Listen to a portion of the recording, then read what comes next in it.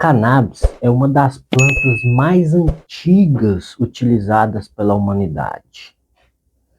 Muito antes de existir a palavra droga, antes de existir Estado, polícia ou proibição, ela já era vista como ponte entre mundos.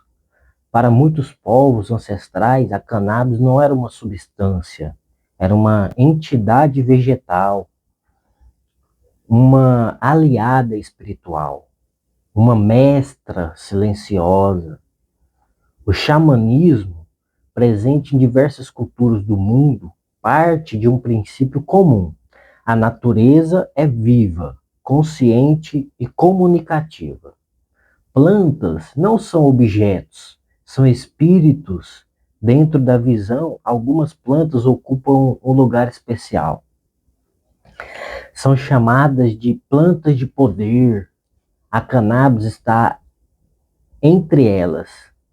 Na Ásia Central, região considerada um dos berços da cannabis, evidências arqueológicas mostram seu uso ritual há mais de 5.000 anos, entre povos proto-índio-europeu. A planta era utilizada em cerimoniais, funerais, ritos de passagem e estados alterados de consciência, voltados à comunicação com o mundo espiritual. Não era recreação, era ritual. Na Índia antiga, a cannabis é uma planta sagrada até hoje, associada diretamente ao deus Shiva, o senhor da destruição do ego, da meditação profunda e do desapego. O bang, preparado ritualístico tradicional, é mencionado em textos védicos milenares como uma das 5 plantas sagradas que libertam da ansiedade e aproximam do divino. Para os sadhus, astecas, hindus, a cannabis auxilia na dissolução do eu e no silêncio mental necessário para a contemplação. Aqui a planta não é vista como fuga da realidade, é ferramenta para atravessar ilusões. No Nepal e no Himalaia, o uso ritual segue vivo. Monastérios e comunidades espirituais reconhecem a cannabis como parte da tradição ancestral. Ainda que o mundo moderno tente apagar isso, na China antiga, registros apontam o uso da cannabis na medicina espiritual taoísta. Xamãs utilizavam a planta para visões, cura energética e alinhamento do corpo com o Tao. O próprio ideograma chinês para anestesia envolve referências a cannabis. Na África, a história é igualmente profunda. Diversos povos africanos utilizavam a cannabis em rituais de cura, iniciação e comunicação ancestral. Plantas psicoativas eram usadas para entrar em estados de transe xamânicos entre os Khoisan, no sul da África, onde o curador via a doença e buscava sua origem espiritual. Em regiões do Congo, Angola e Moçambique, a cannabis era associada ao mundo dos ancestrais e utilizada em ritos coletivos, sempre com respeito, canto e intenção espiritual.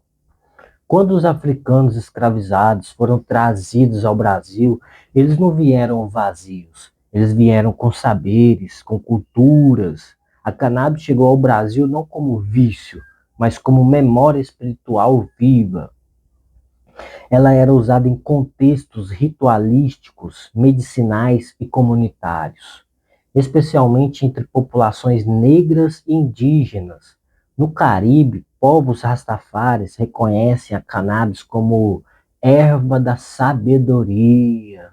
Para eles, a planta auxilia na meditação, na leitura espiritual e na conexão com o Jah, o divino. Mais uma vez, ritual, não fuga.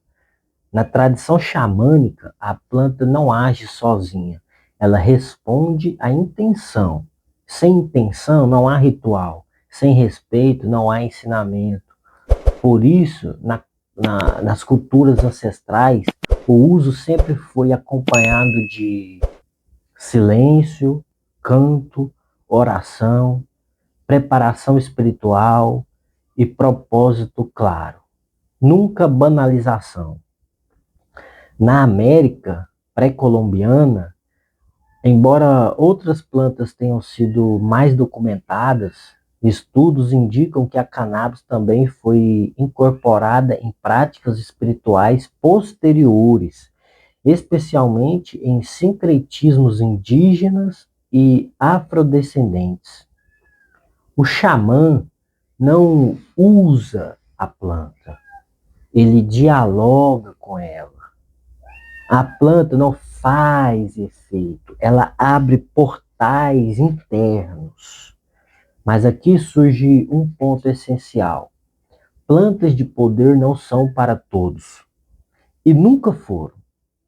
Nas tradições antigas, apenas iniciados, curadores ou pessoas em processos específicos tinham acesso a ela. A modernidade quebrou isso, retirou o sagrado, manteve a substância e chamou de droga.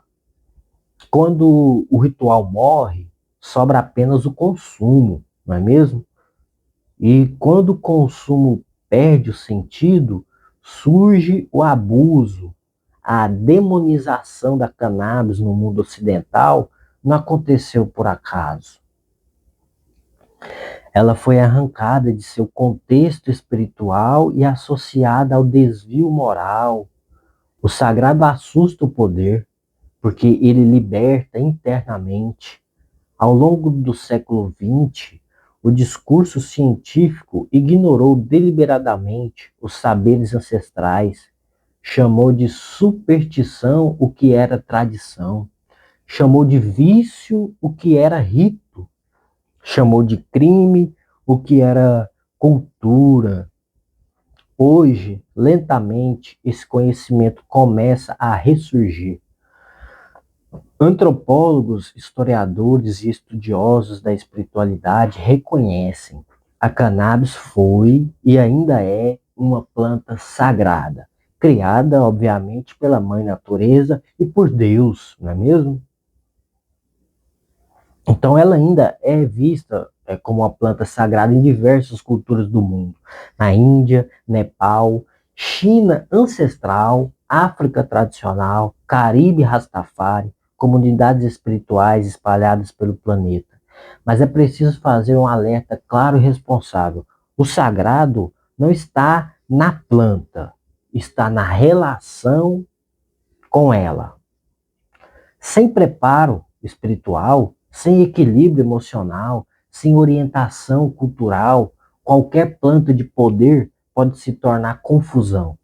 Xamanismo não é consumo, é disciplina. Não é escapismo, é enfrentamento interno. Não é prazer, é aprendizado, muitas vezes difícil. Por isso, respeitar o saber ancestral também significa reconhecer limites. Esse vídeo não propõe prática, propõe compreensão, porque quando entendemos a história espiritual da cannabis, entendemos algo maior, como o mundo moderno rompeu com o sagrado da natureza.